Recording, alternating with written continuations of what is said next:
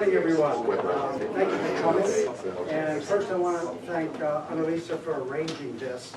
It's a special privilege for me. I first joined the PA in 1975 after an impassioned plea by the late Charles Honorton, because I was a pipsqueak no one had ever heard of.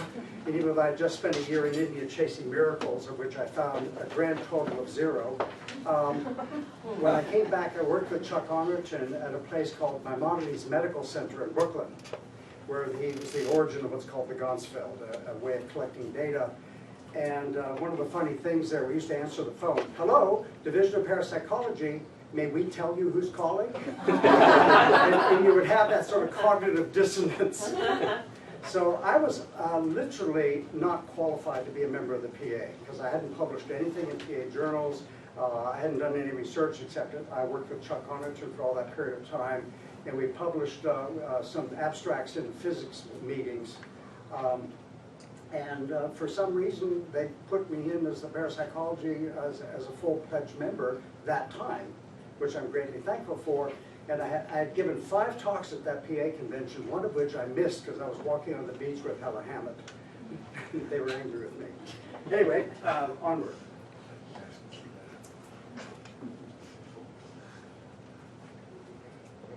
Okay. I'm going to talk about the Stargate archive. What is Stargate? Stargate was a government-sponsored program to do research in and applications of parapsychological phenomena. It was basically started by Hal Puthoff and Russell Targ at Stanford Research Institute in Menlo Park, California. They did that work in 1972, and I joined later in 1975. But now you're going to see some of that work. This is not about Stargate. This is about what happens when you have a program that was funded like this was. This is by far the most long-term, seriously funded program in the history of parapsychology so far. We had nominally $20 million spread out over 20 years. It sounds like a lot of money, but it was funded by the military and intelligence community in the US, and that's chump change for them. But it's great for us. All right, so I'll tell you a little bit about that program, but mainly I want to say, if you believe our results, and that's a big if, then what effect might it have on research parapsychology in general? There's some good news and some bad news there. And I promised Annalisa that I would not be my normally grumpy self. I'm known as a GOM, being grumpy old man. So if I tend to be in that direction, Jeff, you can beat up on me from the audience, okay? Okay. Good. I'm ready. You're starting already? Okay. First of all, the Stargate begins. It's a little hard to read that. This is a formally secret document. You can see the word secret up here. And this shows a couple of things. This was written by a guy named Carl Deppett. And the stupid CIA printed this out, and it's redacted. And there's a little piece there. You can see it was his signature that they redacted, but they didn't redact his name. How stupid is that? Okay. It turns out this guy was requesting from the head of the Central Intelligence Agency to start our program. And you can see there, William Coley. There are like 5 or 6 versions of this online. You can go find them for yourself. All of them but one had his name redacted, the head of the CIA. These guys are terrible about redaction, which you'll see will be really handy. Okay. The archives, as you'll learn a little bit more about it, which is a sum total of everything we did on this project for all those years. And one of the forwards is by the former Secretary of Defense, William S. Cohen. He was ranking Republican on the Senate Select Committee for Oversight for Intelligence, and a major player of making sure that our funding was not interrupted. And he agreed to write a forward for that, so that's quite nice. And then how this impacted parapsychology is done by a well-known parapsychologist, Richard Broughton in the UK. He used to be director of the Rhine Center in North Carolina.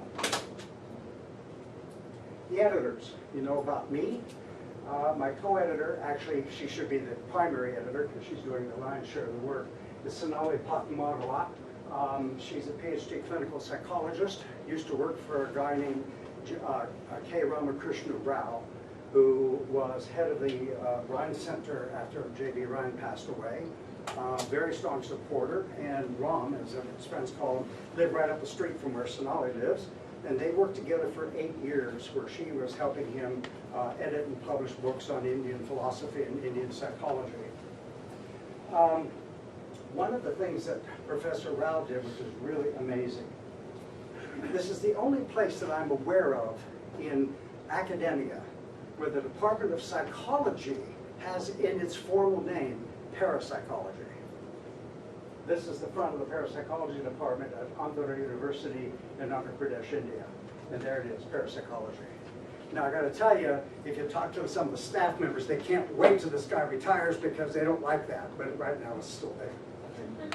Okay. Contents, what is involved in this archive set? There are 4 volumes, and they're 8.5 by 11 inches, 2 columns, and roughly 900 pages each. It's an immense amount of material. And volume 1 is everything you want to know about remote viewing, which is a form of ESP, but we're afraid to ask. It has protocols and statistical analyses and good news and bad news and examples and how you find people. Everything you'd ever want to know is in there for that decade from 72 to 84. Volume 2 is the same stuff except for next decade. And much as a surprise to people, because it's just not generally known, we had an entire section on psychokinesis. The government, this is going to scare the hell out of you because it scares me, they wanted to pay us large sums of money, which they did, because they wanted us to knock Russian incoming missiles out of the sky with psychokinesis. We said, we don't think we can do that. How about if you give us a guidance system, and we'll put the guidance system right here, and we can tweak the guidance system so they'll miss. No, we want to do missile trials. And actually, my manager was pissed off at me. I turned down $1.5 million contract from the Missile Intelligence Agency to do that. So we never did go around to do that. But we did a huge amount of PK anyway, and that's in volume 3.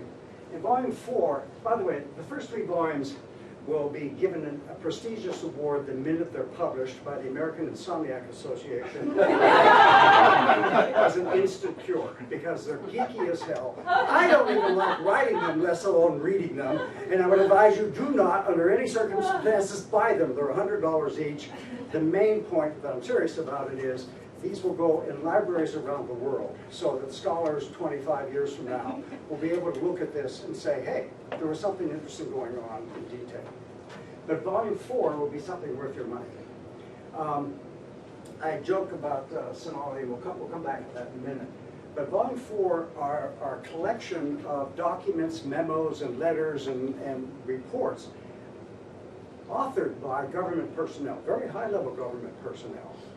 And the story there is astounding. You know, I was there on the ground for all those years, and I'm amazed by what is going to be in volume 4. And one of the problems that we have is, you know, we'd like to make, we could have 3 volumes from all that stuff, about who was briefed and what they knew about it and who was involved in that. You'll see a little bit about that here. I don't know if you could read that, but the total volume of the first 3 is 1.1 million words. It's got 929 figures. You know, I did them all in Photoshop. And equations, 459 equations. That's the part that'll put you to sleep. And so the total thing, including volume 4, comes out to be almost 1.5 million words. That's a hell of a lot of words for any of you authors that know about it. Okay. Administrative details. So by the way, you know, I tried to put something in the upper corner here that illustrates what the whole slide is. In fact, you can just look at that and forget reading the slide. That'll work just fine. The source material, CIA declassified and released approximately 90,000 pages. And most of it, how to word this nicely, most of it's bullshit. Because they do things like, they'll have 7 copies of the same paper. They'll have clips from the newspaper. They have unclassified things you can go to the library and get. And the person who was told by the Congress to declassify this stuff says, oh, okay, and did a terrible job at it. But amongst all that silliness, there are some real jewels of wisdom. We also included a lot of SRI and SAIC, that's Stanford Research Institute, and later at Science Applications International Corporation, where we had a whole lot of unclassified documents that weren't in the original set, but they are included in this big volume. And I warn you, you can go online and buy books today of people who claim to have the inside story of what happened in the US government, all right? And some of them are Army personnel who were actually involved in the program in a very narrow slice. There are reporters who write books about this that have no clue what they're talking about, none. And these people, all of us, were there on the ground. Jack, whoops, let me back up here. Jack Verona is one of the heroes. He was the Deputy Director for Science and Technical Intelligence at Defense Intelligence Agency. And I can't get him to write anything. He's allowed me to use his name. If I had to pick one person that was responsible for this program, it would be Jack Verona. He's a PhD nuclear physicist. Joe McMonagle is there, Angela Ford, and Russell Tardenhow-Koroff, and so on. And this is interesting. Sonali has read, and I mean every single damn page of the documents. No one else I know has done that. When Angela and I were talking to Secretary Cohen to convince him to write this, forward, I said, well, Mr. Secretary, you know that, golly, there's one of the classification issues is called no foreign, meaning that if you were a foreign visitor, or you could be the Queen of England or the Prime Minister of what country, if you do not have access to this material. So I said, it's really ironic that the single person on the planet that knows more about this program than any of us is this Indian national, because she's read all that stuff. Okay, editors have been working on this project. We've been doing this for 5 years. It's an immense project, and frankly, I'm bored stiff with it, but we're going to finish it. McFarland Publishers in North Carolina have agreed to publish a set. And what's interesting about that is Robbie McFarland, the founder of that publishing house, used to be the CFO of the American Society for Psychical Research. He knew the Rhines, J.V. Rhines, very well. And Joe McMonagle and I went to the publishing place in North Carolina. They took us out for lunch, and he said, you know, we're going to lose money on this project because no one will buy these books. And he's right, but he said it's so important to get this into the record of responsible parapsychology. Here is what the covers look like of the first 3 volumes. One thing that's nice that the folks at McFarland have trusted us and vice versa. They say, we have no idea what we're doing. And I said, well, the good news is Sonali and I have no idea what we're doing either. So it sounds like a match made in heaven. And what it has done is created a nice synergistic relationship. They will share things with us which they normally do not do with authors, and vice versa. For example, they let us design the covers. And they're a little bit geeky. There's entropy, it says here. Entropy is connected to the brain via ESP. That's what that's about. And you can see here, there's editors and forwards by Secretary Cohen and Richard Brown. Okay. I'm not going to tell you a lot of data. We could spend the next 5 weeks talking about data, but here are just 2. This was a research remote viewing, double blind, et cetera, and the target photograph was Glen Canyon Dam, and this is the only response. That's called nailing it. It's a technical geeky term. Look it up on. Oh yeah, okay. And then the main thing that kept us in business was operations, spying on the Russians. And early on, Ingo Swann, the late Ingo Swann, was targeted on this facility here, about 20 kilometers north of Moscow, by geographical coordinates. And what Mr. Swann did was to incorporate his experience, his ESP experience, and he modeled it clay only. And he said, when you cut it in half, it's hollow. These were missiles protecting it. He said, you don't want to be in it, and whatever the hell this thing is when it's running, you'd be Mr. Microwave in there. And this thing he drew, and he said, I have no idea where it belongs, but it's somehow connected. And that's what it actually looks like. This was a satellite image of that era. This is what it looks like when I was in Moscow, December 15th. And we have permission to go inside that now for a documentary. I mean, it's just amazing that you can do this. And so I'm pretty not willing to accept skeptics. Pay attention to the damn data, then talk to them. Okay. This is to give you an idea of what it was like. This is the Senate Appropriations Committee, and that's a guy named Byrd, who was chair of the Appropriations Committee. And the people at the Army Intelligence, INSCOM, Army Intelligence Security Command, had to raise money for them and us. We won't go through the whole thing. One of the things they told the intelligence people that they had to look at 250 intelligence people to find good subjects, ESP remote viewers, and they ended up with roughly 1.6% of the people they looked like could meet standard laboratory examples. And one take-home message for research parapsychology: do not do group experiments. If you look through the history of group experiments in parapsychology, they fail miserably. Okay, that's true about any human ability. If you want to study high jumping, and you have me in your data pool, you are really screwed. I mean, I can clear amazingly 7 inches, not 7 feet. But so you would not study violin to understand the skill that people have at playing a musical instrument by just grabbing people off the street. Okay. Of the 65 projects, 200 remote viewing sessions, 50% provided information of value to the intelligence community. People, not the INSCOM people, but the end users loved this stuff because A, it was cheap, and B, it was as good and as bad as human spies from World War II kind of thing. Okay, this is a collection of things that they came to the conclusion in 1982. It's passive, it is inexpensive, there's no known defense against it, and it's similar to human spies on the ground. Remote viewing should never stand alone, but should be used in conjunction with information from other intelligence sources. And emphasis added, we do not evaluate our products, says Army INSCOM. All evaluations are done by professional intelligence analysts who assign the project to begin with. Because one could say, well, you have an axe to grind, it's your program. Okay, early premise of the Stargate program. The contractors had little to say. In fact, we were rarely, it wasn't like academic research, oh, we can study the left hind leg of a fleet. No, we were told specifically what we had to study. And often over our own directions, like knocking missiles out of the sky. Okay, in 1974, the CIA was really funding the program and was really interested in who was a gifted subject. And they looked at all this stuff, asked us to look at all that stuff. And they said also, what kind of possible theories could you have in 1974? The answer was almost none. That was 74.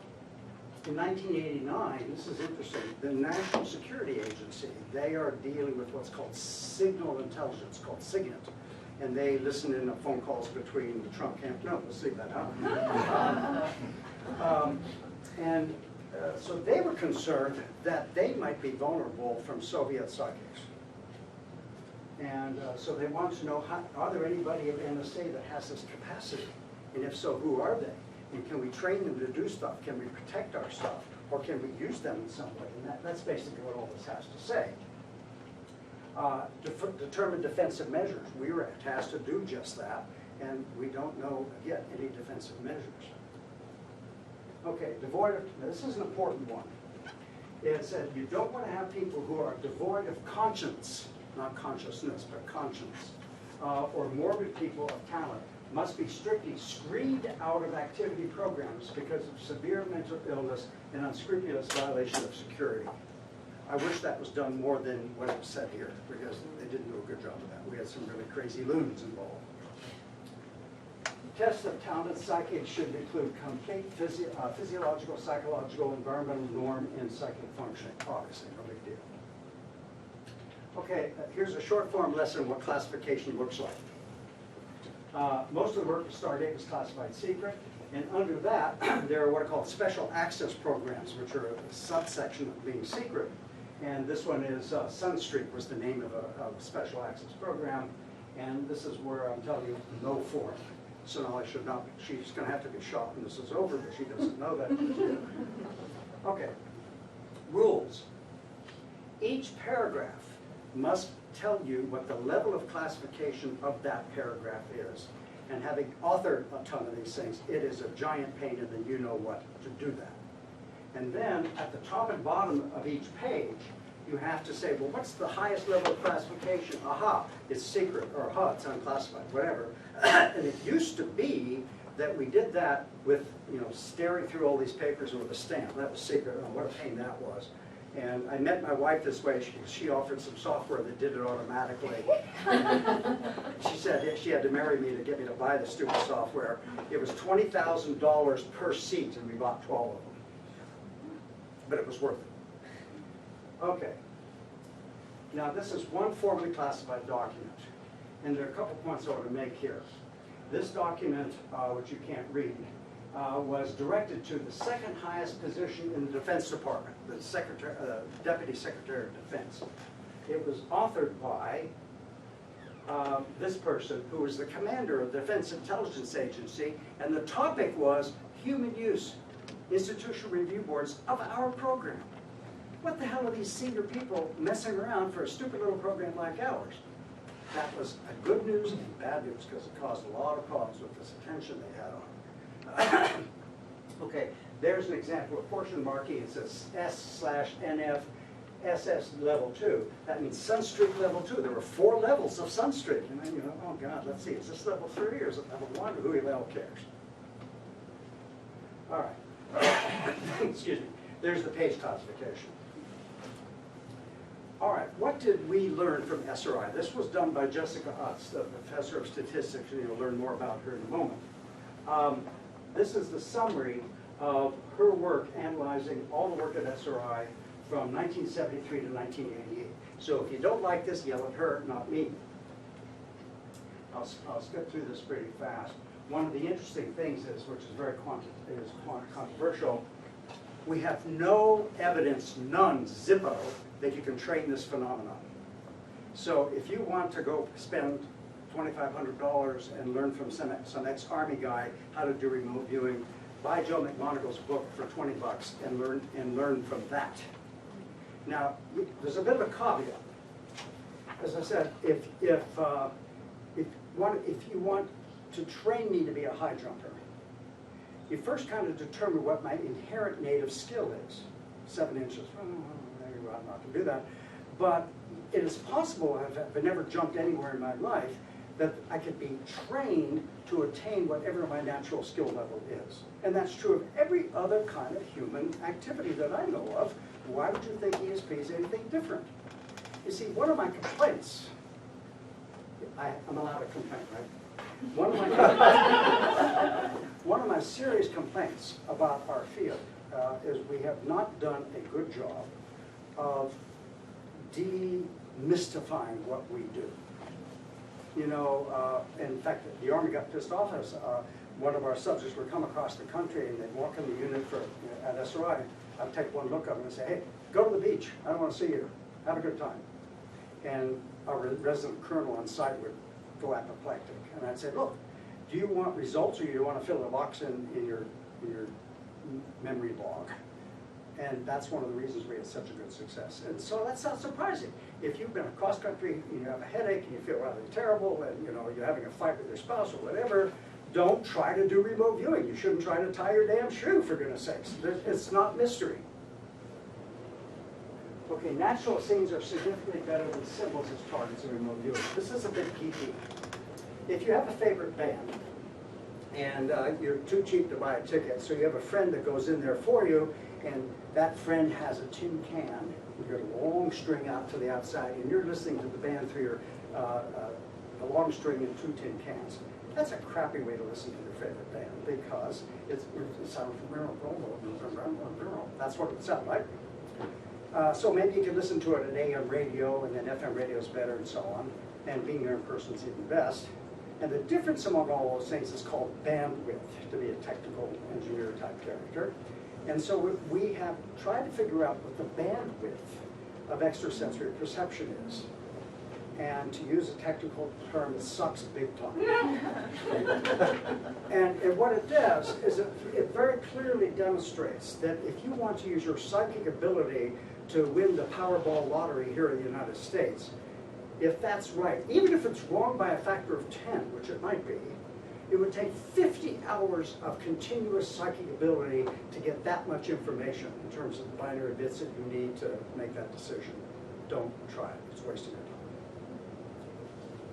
time. Okay.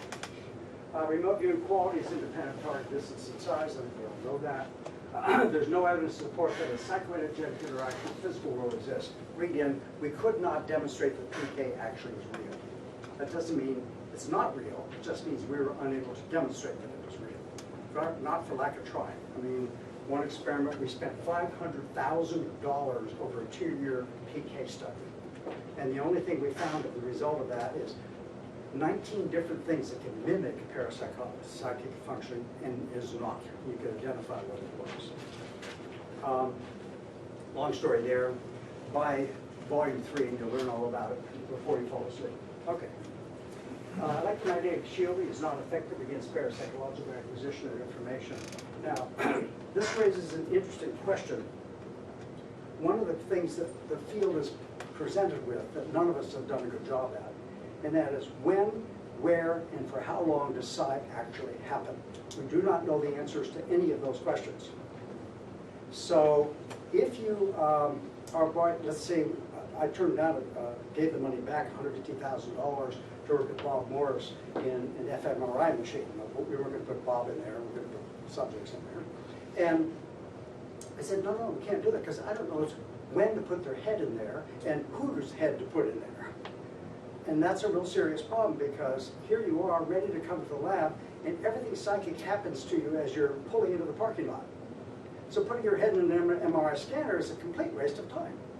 And I don't know the answer to that. It's a real serious question. And I think that should be before the research community. We weren't the first to observe that by any stretch, but it's a big time problem. The other one is how long does it last? Does it last milliseconds? If it lasts milliseconds, you're wasting your time in MRI machines of various kinds. You're wasting your time in EEG even. So we don't know what to do next. Someone said, I think Lisa said, gee, what would we do if someone gave us $2 million? And Lisa may not like this. You know what I would do if someone gave me $2 million? I'd give it back and say, we are not yet prepared to do that, and I'll have more to say about that later on. Dr. May, what was, you said electromagnetic shielding, what would be an example of that, like creating a Faraday cage? Yeah, we had some really serious Faraday cages that would block out the Earth's magnetic field even. Didn't work. And because you don't know, so you're making an assumption that you're getting the information in real time and something should block it. I'll tell you that story. We had a special room, actually a whole building attached to SRI. The technical term is it's on the news broadcast. It's called a SCIF, a special compartment and information facility where you can talk top secret, and nothing can leak out. And we go to the one in our building at SRI and say, hey, we're going to do the CSP experiment. Here are 5 envelopes labeled 1, 2, 3, 5. When we leave, randomly pick one by the roll of a die and stick it in the table, and we'll penetrate your facility with remote viewing. And they say, no, you won't. And I said, yes, we will. And we got in this argument. So we do the experiment, and sure enough, we get drastically significant evidence of psi with the target that was in this special container. What we didn't tell them was maybe the remote viewer got the answer from looking, got the envelope and say, hey, here's the target. And they're looking right at it. Maybe they got the data from them rather than out of the SCIF. But it helped keep the money flowing because it terrified them. Okay, so now I put this together. It's rather an overview. Once you looked at decades of research at SRI, what it is for 70s, 80s, and 90s, of what things we were looking at. What the focus was, person-centric. In other words, who could do this and why.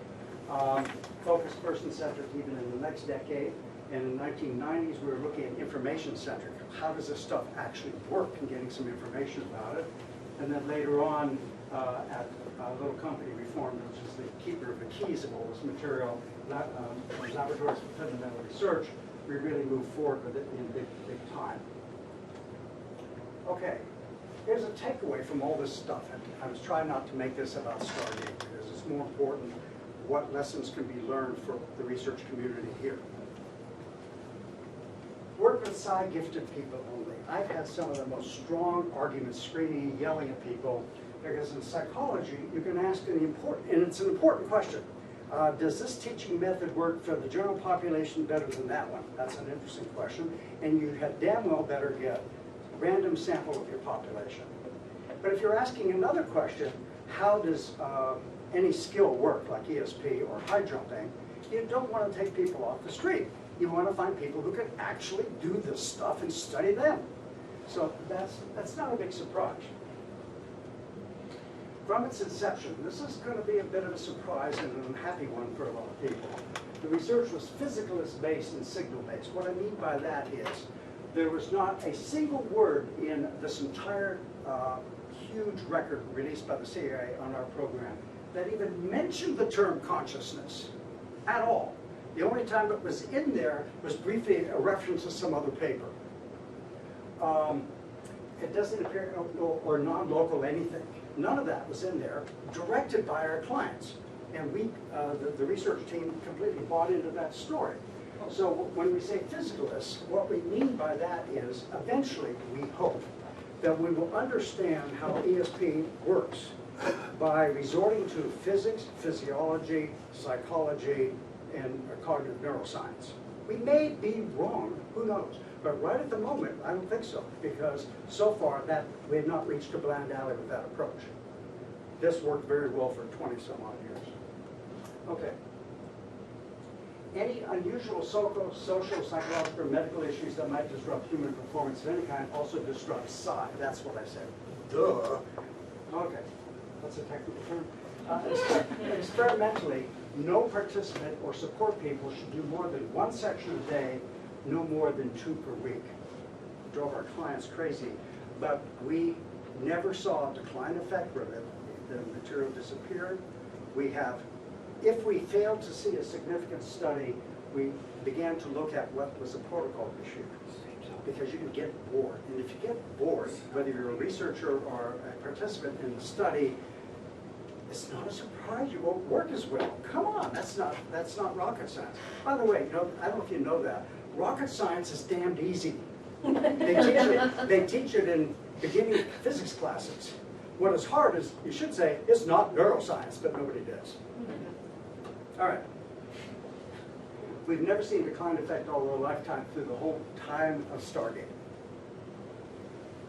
Fundamental problem inside. What do we need to fix how to move forward? The data are in. Except for teaching purposes, we never have to conduct evidential studies in remote viewing, Gonsfeld studies, random number generators.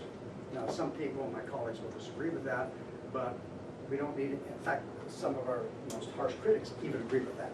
It's now time to move on and figure out how all this stuff actually works. The fundamental problem is, what is the mechanism behind all of this stuff? And we're getting some clues in that direction. We all need help from mainstream science to solve this problem. One approach is to reduce the problem side, the problem space. I mean, if you look at the literature in parapsychology, we have all these glorious experiential things. Telepathy, apparitions, you wake up in the middle of the night, your dead grandmother standing at the end of your bed, clairvoyance, precognition, all that stuff. And, you know, do we need a different mechanism for each of these phenomena? And if you can demonstrate you may not, that's a step in the right direction. Emphasis the word may not. That's what I mean by shrinking the problem space, and we've done just that substantially. The current crop, perhaps with an exception or two of psi researchers, are simply not equipped technically to move past the successes of the past, and I include myself in that description. We have reached a point where we need the best physics people. I'm a mediocre physicist, I'm an experimentalist, but we need some really talented physics people to solve this physics problem. How does the information get from Bombay, India tomorrow to here now? That is a physics problem, has nothing to do with me as a person, and I have no clue how to do that properly. There's no way in the world that Ed May or Dean Radin or any of us should be doing psychophysiology experiments. We're pretty good at it, but we make all the mistakes that the psychophysiology people know not to make. So we need talent. And the problem is we have a talent filter against talent. And that talent filter is this. It sounds like bragging, but it's something I'm ashamed of. Maybe, unless you can correct me, but as far as I know, I am the only person so far in the history of the damn field from the get-go that had a 20-year career where I had no other job in parapsychology. I was paid industrial scale wages and health benefits and retirement benefits, which I'm living off of now. That's called a career. No one else that I know has it. And why that's a talent filter, if you are a young neuroscientist, and we're making some progress in the direction, why the hell would you come in this field? You can't make a living. You have to be crazy or fall into a program that I luckily fell into. That's a serious problem facing us that we need to figure out a way to solve. And from what Lisa said, we're fortunately on the way of doing just that. We're publishing in the mainstream, so I'm not as pessimistic as I was a number of years ago when I gave a similar talk. This is why we require expertise of scientists from the mainstream. More often than I like, parapsychologists are terrible presenters and worse about touting their successes. Okay. Scientists in general, and parapsychologists in particular, believe the following maxim. Rigor and detail equal clarity. That is almost never true when you are presenting stuff at a technical conference or a group like this. It's never true. Don't do it. I love this stuff, and I go to the PA conferences, I fall asleep in the damn chairs. They are just simply the world's most boring presenters over the most fascinating stuff you can think of. Learn how to do it right, for goodness sakes. And that is a talent. We have some in the field. Dean Radin's better than I am by a long shot, and I'm pretty good at it. And there are handfuls of people that know how to do that well, but most of us are terrible at it. So if you are mainstream scientists that come, well, I think I'll go to the PA in Athens this year. This is really cool. Fall asleep. No wonder they don't get interested in what we do. Okay, in presentations, rigor and detail never equal clarity. All right. Yep, son, we've met the enemy, and he is us. It's a Pogo cartoon. We are our own worst people in presenting ourselves forward, and that's not a popular stance. I won't go through this in detail, but one of the outputs of this of the Stargate program is a model called the multiphasic model of precognition. And actually, Sonali deserves 98% of the credit behind this. And if the model is wrong, which it might be, there's one aspect which is absolutely guaranteed to be correct. We divide the problem space into two chunks. That part of the problem that gets the data from some future event to right here, that's physics. It does not depend upon you in any way whatsoever. That's physics. So we call that the physics domain. And what that looks like is with a hidden distant target and goes through space-time, and somehow, we have no idea, it gets into the brain. We call that the neuroscience domain. And what's cool about that is, if you're a neuroscientist, you don't have to give a damn how the data got there in the first place. You can figure out what's going on in the brain, which is a step forward. In the same way, physics people don't have to worry about what's going on in the brain. And that means very talented people can get there, and hopefully we can have an interface. So what does the neuroscience domain look like? Well, somehow, and this is all guess, this part of it's guesswork, that like when you have information about the sun, you sit there and watch the sunset, photons hit your eye, and that's called a transducer interface, and that puts the signal, it changes the energy coming from the photons into something the brain can understand. And then there's all kinds of stuff well understood in cognitive neuroscience called cortical hyperassociative mechanism, which figures all that out, and you have an experience, and then eventually it leads to cognition. And I've purposely put it in chunks because rarely do you get the thing put together in the right order. Now, there are details in this, and when we publish this in a mainstream publication called Sage Online, the neuroscience part of this was vetted by 3 of the top neuroscientists in the country. And part of this involves synesthesia, the mixing, cross-wiring of sensory experiences in the head, was vetted by the second highest researcher in the country on synesthesia. He made us rewrite the whole chapter because we had it completely wrong. But what's interesting about this part, at least the neuroscience, and we are setting forward to do just that now, is to what to do next in the brain to verify or not the speculations. It is ultimately testable, and that to me is a step in the right direction. Stay tuned. This time next year we'll have some answers out. Okay, precognition is the only form of science, say us. And I won't go through this whole thing here, but basically, if you're going to do an experiment, there's an answer book. You know, otherwise, how do you know you got it right? And like a good achieving person in college, if you had the answer book before you can do the test, boy, you do much better. You know, that's nice. And if precognition is real, and I think probably we all think it probably is, how do you prevent someone from peeking into the answer book at the end of the study? The answer to that question is, I have no idea. I don't think it's possible. But I will do a telepathy experiment. Can I have you be a subject in this experiment? Okay. I'm going to prove that telepathy really works. You ready? Now I have here a shotgun, which I'm not going to shoot you, okay? All right, so I'm thinking of a number between 1 and 1,000,000. What is it? So I carry to the grave the knowledge that you got it right. But oh, I just screwed it up by telling you got it right, because you don't have to get the information out of my brain. You got it from the fact that you looked into the answer book in the future. And I don't know how to close that door. That's a really difficult door to close, and it's a challenge for the field at large. And that's why we say that ESP is informational ESP is only precognition. It reduces the problem space from a whole bunch of impossible things down to only one impossible thing, and that seems to me to be a step in the right direction. All experiments have a definitive answer book-wise out of that. Okay, an approach to the future. Take the next exit. Common approaches to research. Now this is interesting. I wrote a paper about this for the Foundation VO because they were bitching about the fact they hadn't been made good progress. There's an academic model to do research, and boy, that's been very successful. You know, we've all benefited from academia in terms of various pieces of research that people do, and one of the characteristics of that, you can do whatever you damn well want. You know, you don't want people to say, well, I'm sorry, you can't look at that. Well, hey, this is academia, I can do that. There's another, the opposite of that is industrial research. If you work for Apple Corporation, they want to know how you build a better iPhone. They don't care about anything else. And I think both of those approaches are not good for what we're doing. And so what we did during Stargate, and why it was immensely successful, is we kind of split the difference. We had an end goal. In our case, the end goal is spying, but you can invent your own end goal. And if you are, say, a foundation and you want to give money to this research, you can say, okay, 5 years from now, what we'd like to know is X, Y, Z. And we're going to examine each proposal for us to fund you with that in mind. How does that fit into this picture?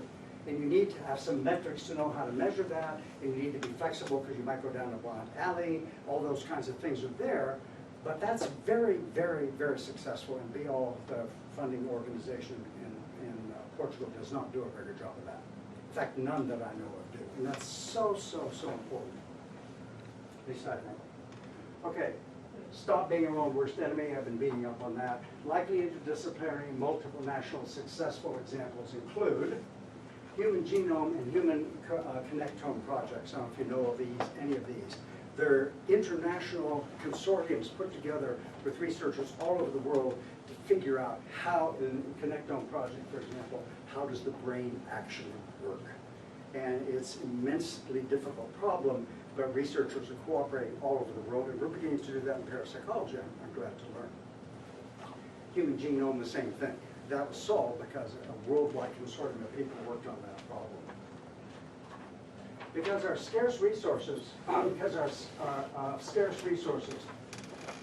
use what we have on mechanisms, process-oriented research. What I mean by that is, don't do any more evidential research. We're beyond that. We need to use our skill, which is plenty even in our field, to figure out what to do next, to figure out some aspect of how this works. Pick a piece and figure it out, or try to. Thanks to Professor Jessica Utz, we're making progress in the mainstream. Now, there's upside and downside about the mainstream.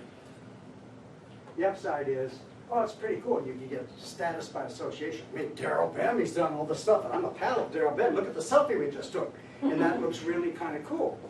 The problem with that is, gad, if you get Uber Professor Nobel Laureate Ms. Jane Doe believes in this stuff, we're off and running. This is great. Downside, and this is really terrible, and I've seen it happen, unfortunately.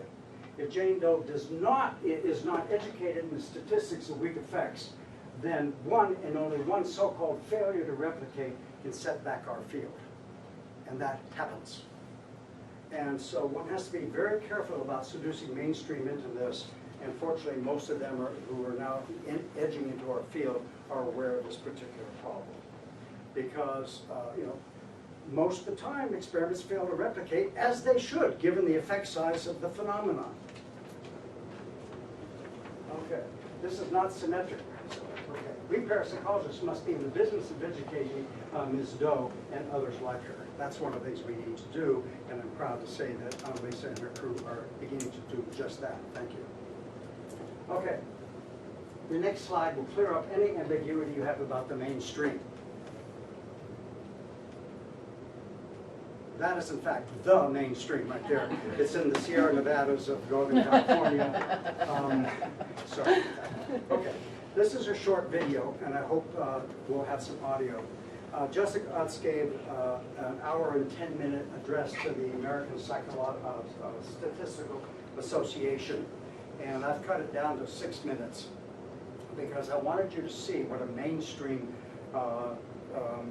statistician is like. So the first part of this is, I've known Jessica for a really long time, and I was blown away by her many skills and what she has.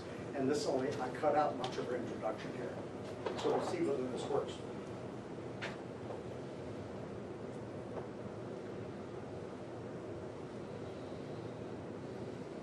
Good evening and welcome. I'm David Morgenstein. It's coming Vice from President here. of the American Statistical Association. I have the real pleasure. Let me see if I can fix that. This will be a good time. Bear with me a second, please. Let's see. Yeah, I'm good. Okay. Let's stick it right.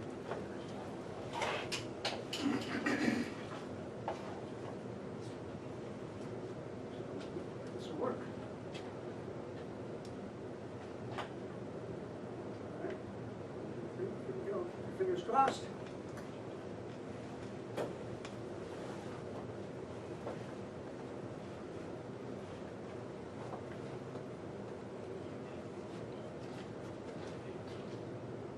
As President of the American Statistical Association, I have the real pleasure and honor of being your host Does tonight. that work? This would be a good time to silence your cell phones if you haven't already. I have the wonderful privilege of introducing the president of the ASA, Jessica Utz.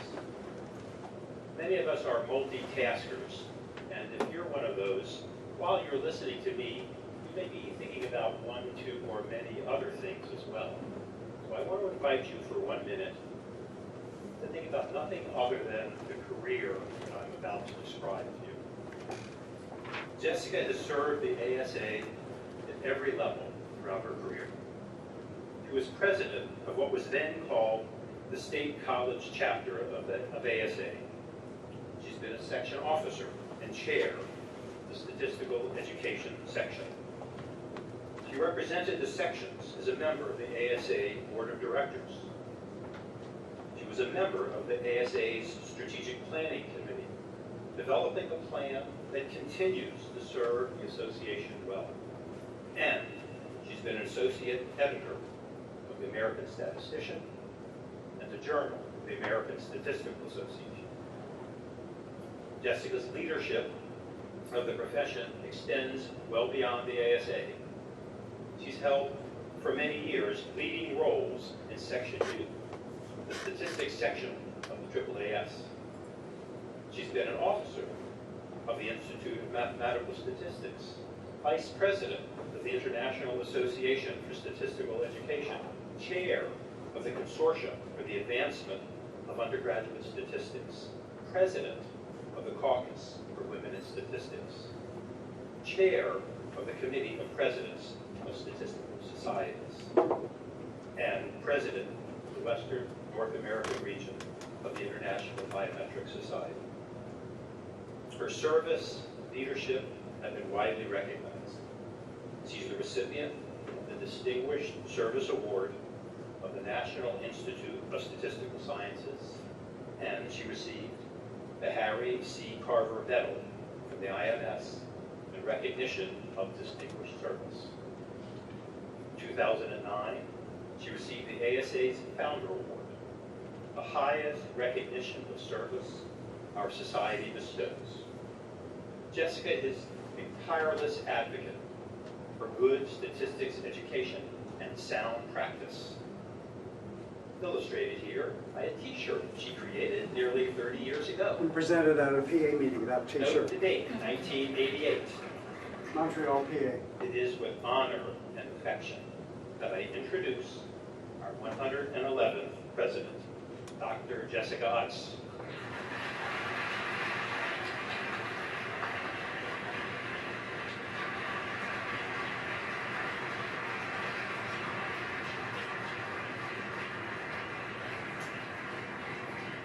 Wow, thank you.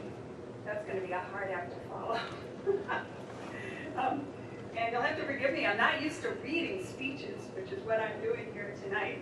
So hopefully this will go well. I'm used to talking through PowerPoints like most of us are. So thank you all for coming. I really appreciate that you're here. I know some of you are here to watch your loved one receive a fellow, but you got to listen to me first. So here we go. To help address our challenge, I offer a quote from the book Concepts and Controversies, authored by another of my favorite statistical thinkers, David Moore. Data beat anecdotes. This quote is repeated in the college version of the ASA's Guideline for Assessment and Instruction in Statistics Education, better known by its acronym GAZE, as something that we hope students will believe and understand after taking a statistics course. But I would like to question whether anyone actually lives under the guiding principle that data beat anecdotes. I certainly have not seen much evidence of that. Even a cursory knowledge of what's happening in politics should convince us that anecdotes often beat data, and powerfully so. I can provide a more concrete example based on the research I have done in parapsychology. Parapsychology is concerned with the scientific investigation of potential skills that are commonly known as psychic abilities, such as precognition, telepathy, and so on. For many years, I have worked with researchers doing very careful work in this area, including a year that I spent full-time working on a classified project for the United States government to see if we could use these abilities for intelligence gathering during the Cold War. This 20-year project is described in a recent book by physicist Edwin May, the lead scientist on the project, with input from his Soviet counterparts. At the end of that project, I wrote a report for Congress stating what I still think is true. The data in support of precognition and possibly other related phenomena is quite strong statistically and would be widely accepted if it pertained to something more mundane. Yet, most scientists reject the possible reality of these abilities without ever looking at data. And on the other extreme, there are true believers who base their beliefs solely on anecdotes and personal experience. I have asked the debunkers if there's any amount of data that could convince them, and they generally have responded by saying, probably not. I asked them what original research they have read, and they mostly admit that they haven't read any. Now there is a definition of a pseudoscientist, basing conclusions on belief rather than data. When I've given talks on this topic to audiences of statisticians, I show lots of data. Then I ask the audience, which would be more convincing to you? Lots more data or one strong personal experience? And guess what? Almost without fail, the response is one strong personal experience. Of course, I'm giving you an extreme example, and I think people are justifiably skeptical because most people think that these abilities contradict what we know about science. They don't, but that's the topic of another talk. I'm going to give one example before closing of anecdote beat data. We had a scientific oversight committee of the who's who in American science to review our work in detail over a 5-year period. One of those fellow was the chair of the statistics department at the University of California at Riverside. He is a Bayesian statistician. And the year that Jessica was with us, we worked on it for a whole year to get to understand our really complicated procedure, mathematically oriented, called fuzzy sets, and I'm not going to bother going into it. And he said, no, no, no, no, can't do that. Because he said, fuzzy sets, okay, I'm a little ahead of my game. Then I showed this formally classified example to him. That's one of the remote viewings that Joe McMonagle did. He said there's an administration building, and he labeled it Building A, which turns out maybe to be true. He says there's a lot of complexes. This is his remote viewing drawing. He says there's a parking lot there, and there's a city there. And the target was the west gate at Lawrence Livermore Laboratory. I flew over the target in a plane and took the picture of Flatter that day, but you don't need to. The outbound person was hiding in this building, which is the administration building and labeled Building A by the people at Livermore. There, if you go down that road, you end up in the town of Livermore, California. There's obviously a parking lot, there's a lab complex, and so on, and there it is. Well, this guy saw this picture, he says, "Now I believe." And why did he accept a single session anecdote over years of data? It was really frustrating for us. And the answer is, he says, fuzzy sets leave, in his opinion, too many opportunities for ESP, error someplace. That was his words, not mine. And that's very frustrating. It's something, I don't quite know how to deal with it, but it is this age-old human problem, the forebrain of us humans versus the limbic system. And what really grabs people is, as Jessica said, we tickle the limbic system. That's how politics works. Every good propagandist throughout human history knows how to do that.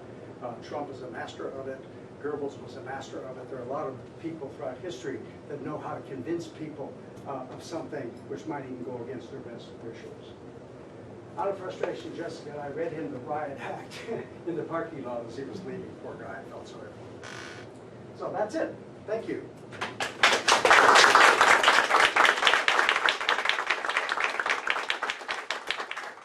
Sonali in the upper left-hand corner. She has a fourth-floor apartment overlooking the beach of the Bay of Bengal. I mean, a place to dream about.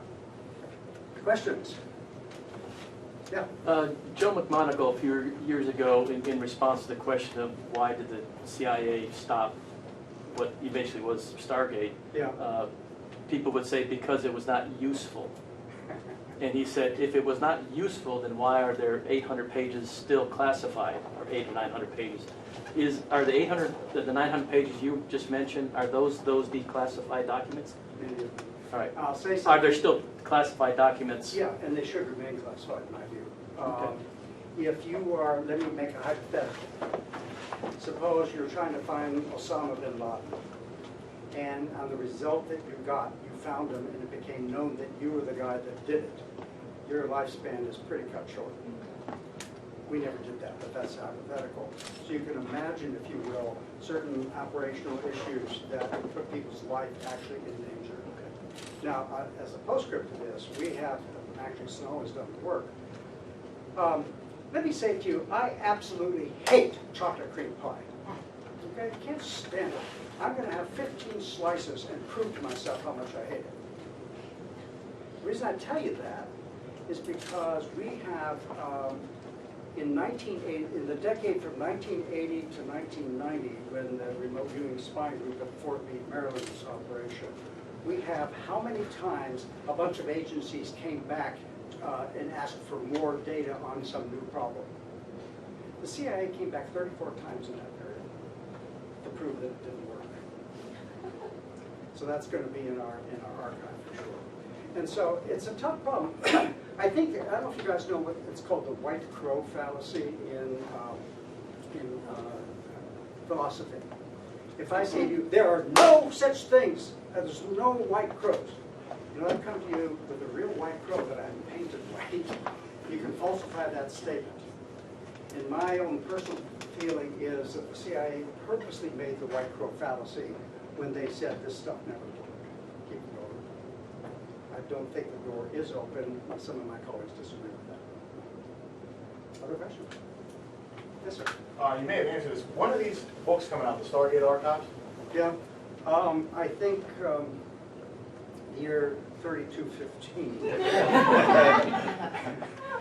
They're supposed to come out this year, but I'm telling you, it is an immense amount of work. I think volume 1 is about ready. We've just done the proofing of volume 1. And that, we work 12 hours a day, she and I.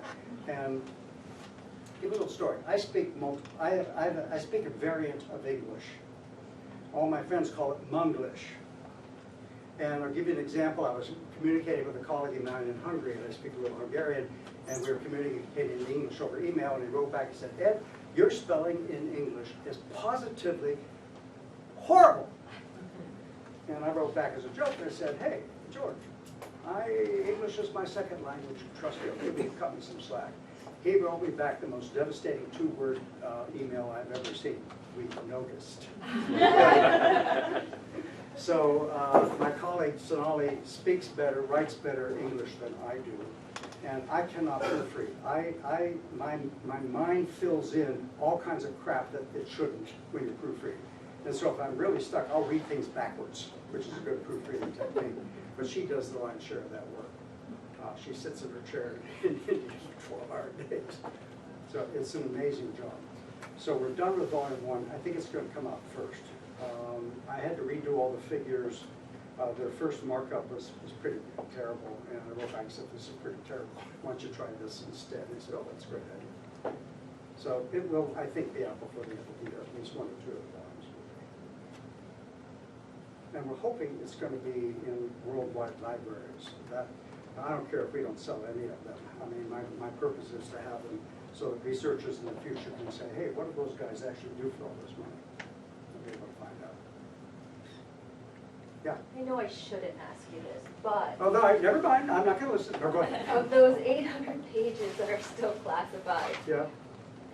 would those have been instrumental had they been added to the anthology in really convincing people that this was worthwhile research? That's a really good question. I'm glad you asked it. The answer is, the reason it's classified is not because how good it was.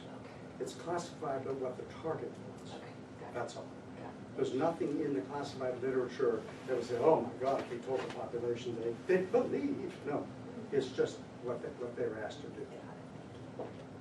Yes, sir. You mentioned bandwidth, Yeah.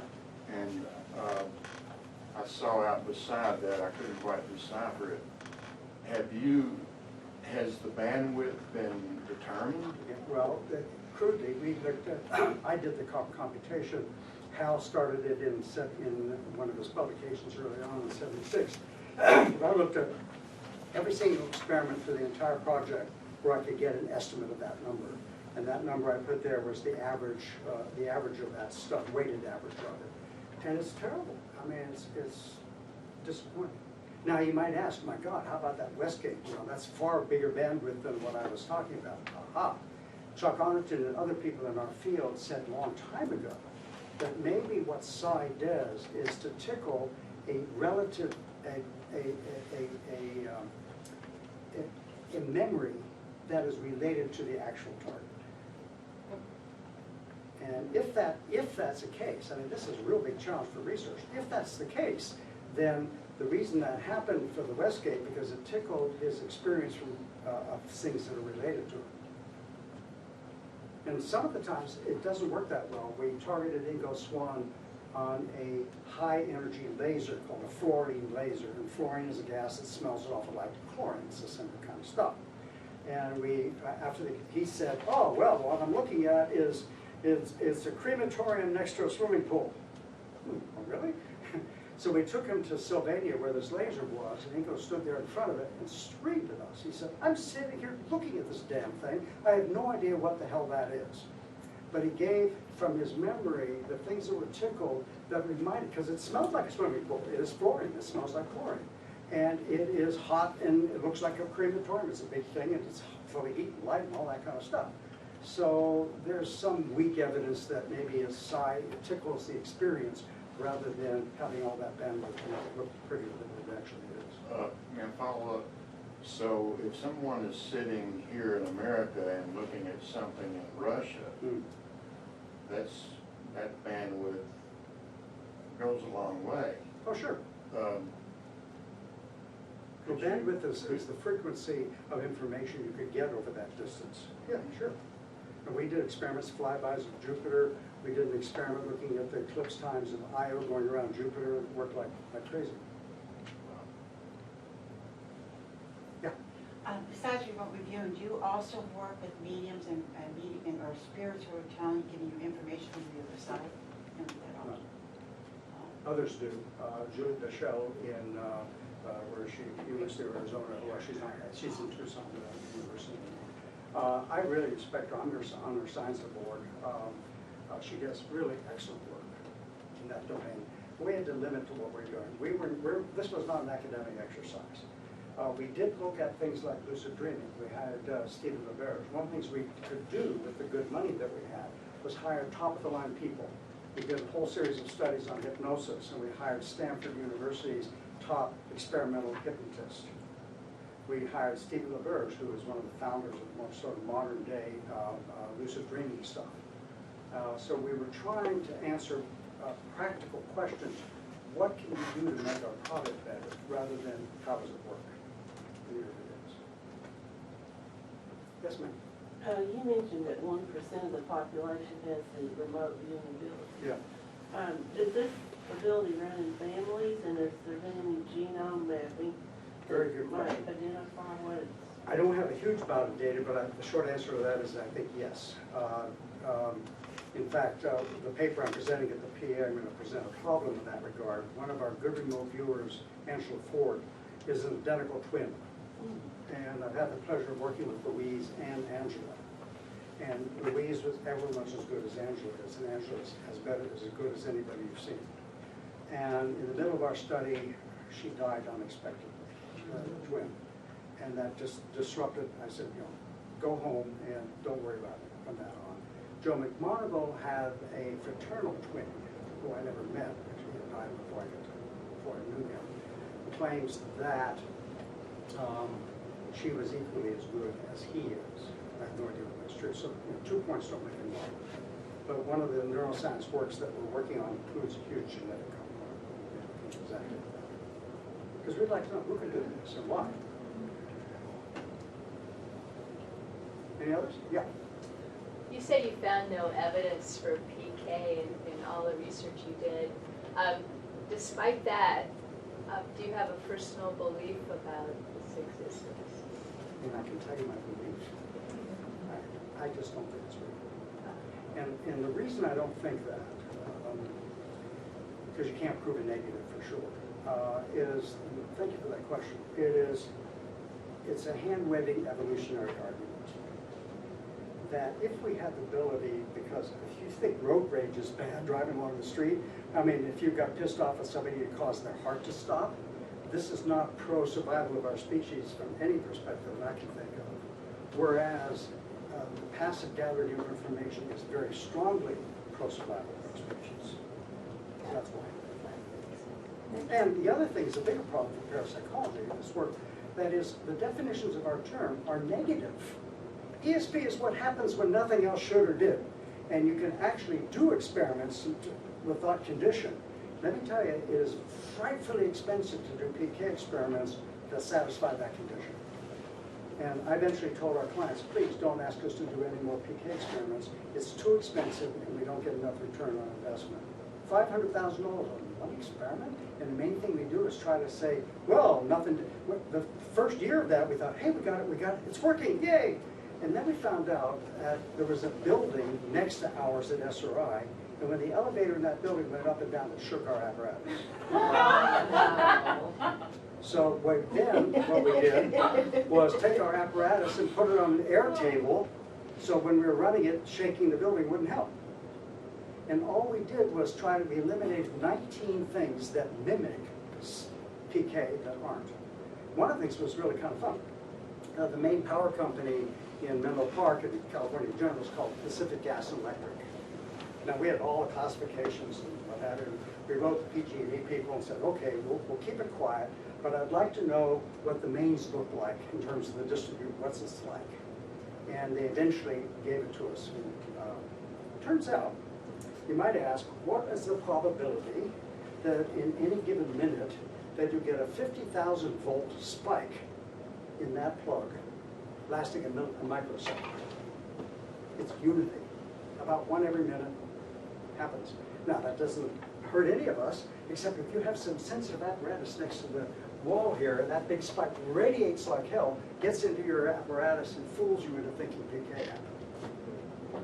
And so you have to start looking at that in glorious detail. One more anecdote about that. There was a woman, research hematologist at Maimonides, delightful woman, I knew her well, a typical Brooklyn lady, and she saw the video of Mila Kalogana, a woman who could move things under a glass box. And I will quote her, "If that Russian bitch can do that, I can."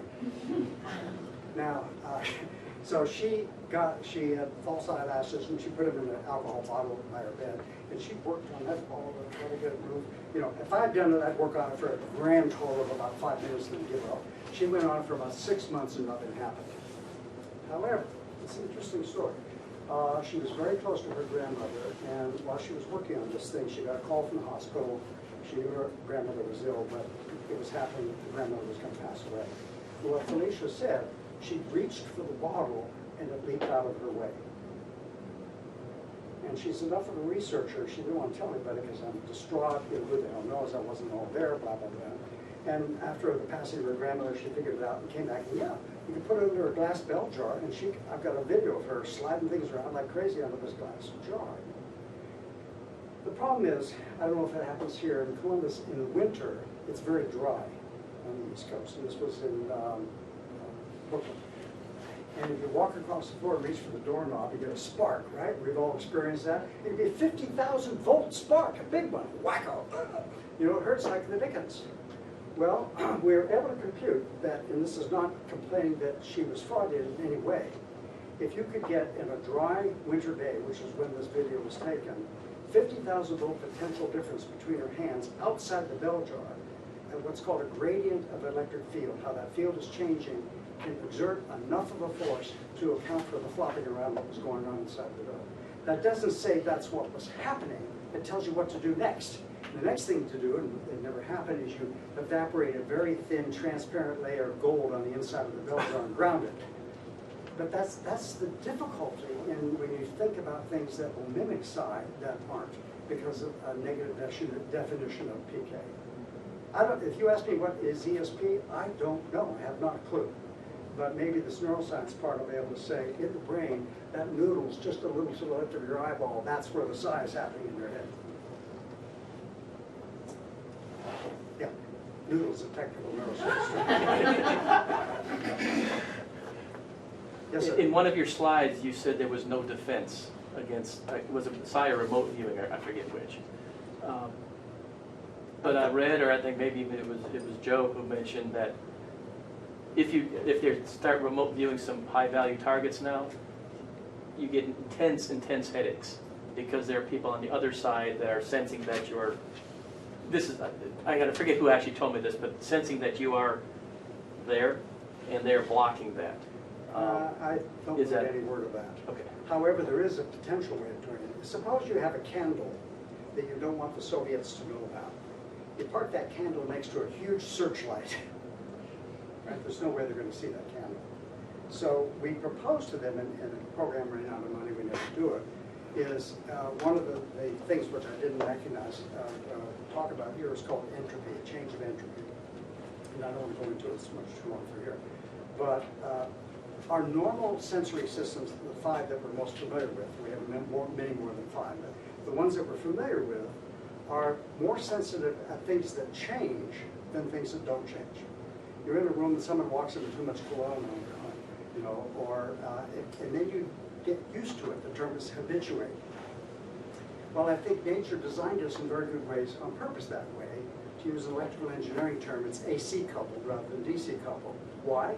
Imagine if you're standing on the edge of the savannah 50,000 years ago, and you glance over, you look at the grass, and it's not pro-survival for you at all that the grass hasn't moved. But what is really important is the leopard has moved. In terms, all of our known sensory systems are gradient detectors, changes of that. So I said, if the S in extrasensory perception is really sensory, then there must be something, it seems to me, that if you can find something that is more sensitive in ESP when that thing, whatever it turns out to be, is changing compared to when that thing is not changing. And yes, we found it. So it looks very much like a sensory system. And that's an important step forward. And we're now trying to find out where in the brain, if any place in the brain, that's happening.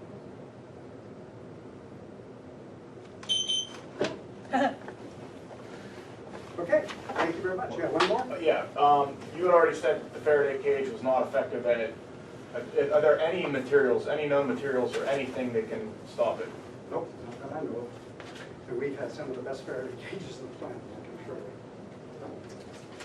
I did a job at Los Alamos National Laboratory where they have a magnetoencephalograph.